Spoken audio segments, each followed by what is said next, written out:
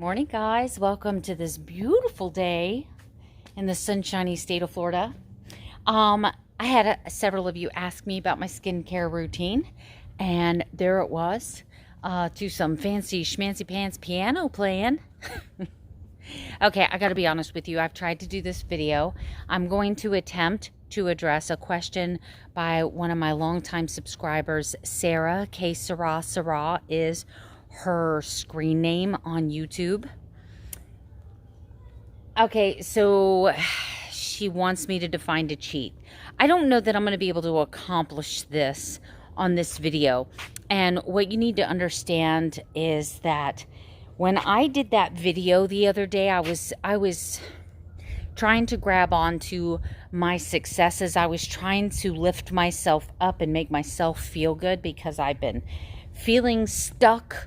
I've been feeling like a failure. I've been really super critical of myself. So when I made that video the other day that I've only had 5 cheats in 900 and some days, I had several people respond to me, no, you've had more cheats than that. And it's kind of taken away the wind out of my sails, if you will. It's kind of deflated my bubble, if you will. It's kind of said, it's kind of made me go to a very bad negative space in my head where I'm like, yep, they're right. I suck at keto. Why was I trying to celebrate anything? Why was I trying to find happiness? I shouldn't be happy. I'm a failure, right? This is what's happening in my head right now. But I think this is important. I think this is super important. Okay, so what I was trying to say, number one, is I was kind of in a passionate rant about my journey, and I was trying to grab onto anything to feel positive about. So you're right, I've had way more than 5 cheat days. But let's put things into perspective. I've had probably 7 or 8 cheat days that I can think of off the top of my head where I went off keto. Like, I had no intention of staying keto. For instance, my very first cruise was my first cheat. It was the first time ever going off keto. And I had been on keto a little over 1 year when I went on my first cruise.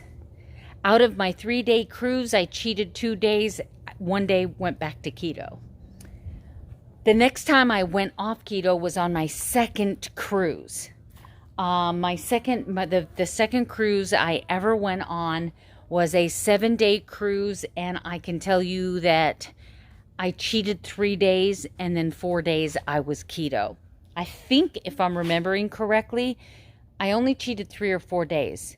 But then I had a difficult time coming back. I had several binges when I came back because, sugar and carb cravings. So that would technically be, 1, 2, and then let's say 4. 4 out of the 7-day cruise. Because if you remember when I did that 7-day cruise, I also showed you my keto mojo for the first 3 days. It took like 3 days before I was kicked out of ketosis, and I was super surprised that when I went back on keto on day 4 of my cruise, I went right back into ketosis again. So, from a technical standpoint, in the 900 plus days that I have been keto, I've only gone off keto 6 or 7 times. That's not as good. I'm sure Miss Gloria can put in some statistics there. But as far as cheating, yes, I've had way more cheat days than that. And if I look at things, I don't consider a high calorie day a cheat necessarily, because I think healthy calories are between 12 and say 2,000. But if I'm out here doing yard work and I'm working in the yard for 4 days and I have a 2,500 calorie day, do I consider that a cheat? No. What I don't consider a cheat is easier for me to respond to. If you set macro goals and you are just a few macros within the goals you set, I don't consider that a cheat. Can you have bragging rights about making your goals? Probably not if you're way off. But let's say, for instance, that I do really well on my protein, I do really well on my fat, I do 10,000 steps, I drink my water, I have 20 minutes of activity, But I go 3 carbs over. Have I failed that day? No. I didn't meet my goal, but I don't consider that a cheat. I consider binge eats a cheat. I consider intentionally going off keto a cheat. I consider eating a food that you know is going to kick you out of ketosis a cheat, right? Those are intentional cheats.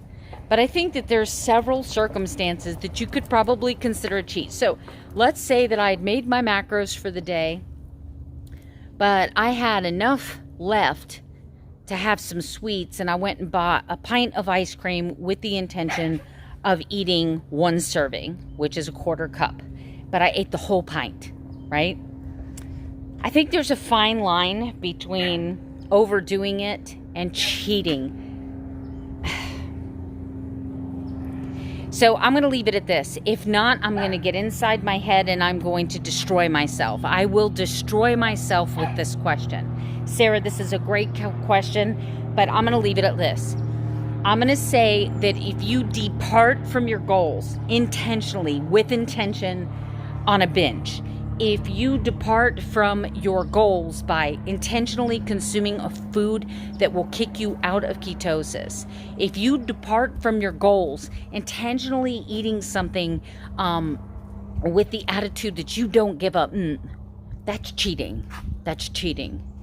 Everything else is susceptible to, are you in this for a life or is this a diet? Are you fixed on the numbers? Are you a perfectionist? Do you hate yourself or love yourself? I think that what do you consider a cheat is extremely subjective. I just know me as a human being. If I lay down a specific number and consider anything outside of that number a cheat, I will quit this journey. I will quit this journey because I will get so far in my head with self-hate and you're a failure that I will never be able to be happy at anything I do in this journey.